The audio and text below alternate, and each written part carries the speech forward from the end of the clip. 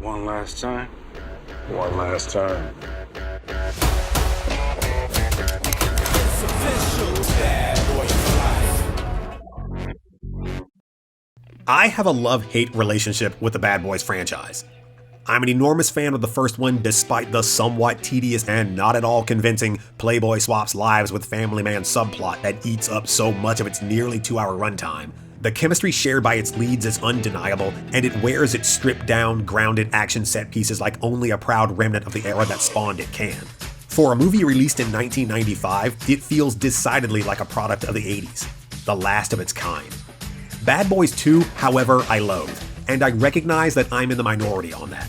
Beloved by many, though as far as I can tell, never unironically, it's so bad it swings back around to being good, I'm often told. I found it to be a brash, loud, senseless mess, and a clear warning sign to all that Michael Bay was inching ever closer to achieving his final form. Well, Mr. Bay isn't on deck this time around, save for a brief, weird cameo appearance that is what it is, which honestly isn't a dig. Armageddon was epic! Oh, that's a good word. I like that word. Directing duties on this third but assuredly not final installment of the foul-mouthed Miami-based buddy cop shoot-'em-up series go to Adil El Arbi and Bilal Fallah, whose names I'm almost certain I've butchered here. I'm unfamiliar with any of their previous work, but I'm looking forward to watching them grow and evolve, because while they definitely exhibit promise, they haven't quite ironed out the wrinkles in their filmmaking style just yet. Love Michael Bay or hate him, they have some large shoes to fill in picking up where the Master of Mayhem left off. Credit where credit is due.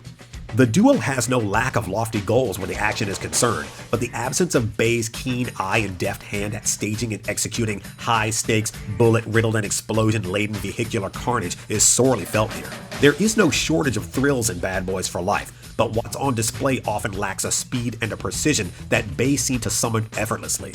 And the decision to employ distractingly bad CGI, particularly in the climax, will make you long for the low-tech practical effects used in the hangar shootout from the first film. At all times, it feels as if the film wishes it could do more, go harder, be bigger, but it always falls just short of its target. Bad Boys for Life picks up years after the events of 2, where a sinister figure from the past sets their sights on fitting Will Smith's hero cop Mike Lowry for a body bag, all while the question of whether or not our eponymous do-gooders are over the hill comes front and center. And here's where this installment really shines. More vicious and personal than either of its predecessors, this chapter ventures into dark territory previously unexplored, and it does so with a conviction and a confidence that takes you by surprise. It is equal parts sincere and severe. I'm saying it, this one is the best of the three. I credit much of that newfound willingness to go darker than Bad Boys has gone before to a script by Chris Brebner, Peter Craig of Hunger Games Mockingjay Parts 1 and 2, and Joe Carnahan of Narc and the A-Team, an incredible and highly underrated action spectacular we could be hip deep in crazy sequels right now had the lot of you not slept on it.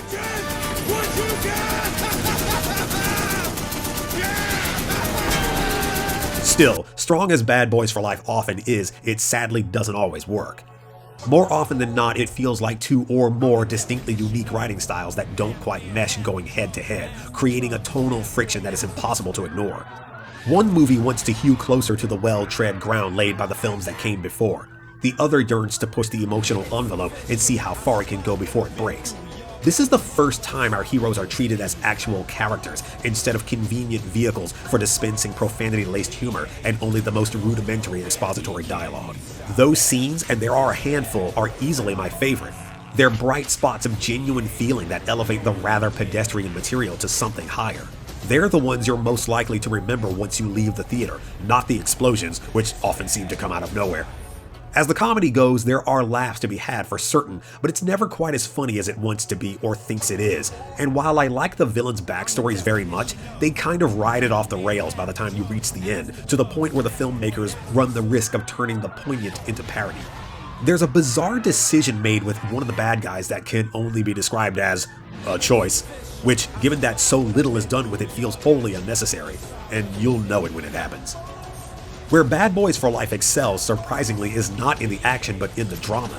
It occasionally blindsides you with real pathos, especially in the moments when the danger hits so close to home, and even offers up a sort of deconstruction of Smith's Lowry that will remind you of Paul Haggis and Martin Campbell's take on 007 in Casino Royale.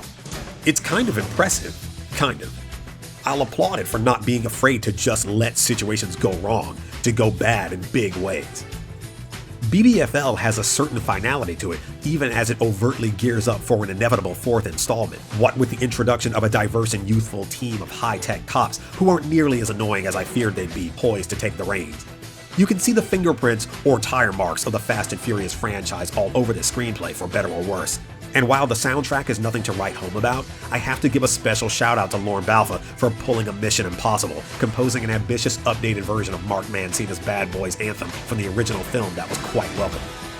If you're a fan of the franchise, definitely check this one out. I think you'll be pleased. It tries so hard and does so much right, one can almost overlook how much it gets wrong. Okay, so we haven't done one of these in a while, these rapid-fire, spoiler-free new release reviews, but that's something we're aiming to get back into this year. No need to fear, the longer deep dives are still on the docket, so look forward to many more of those. Thank you so much for watching. If you enjoy what we do, hit the subscribe button, leave a comment, and give us a like. Ring that bell so you never miss an update, and follow Tangent1985 on Twitter for more. As always, I'm M. Glenn Gore, and I hope to see you again.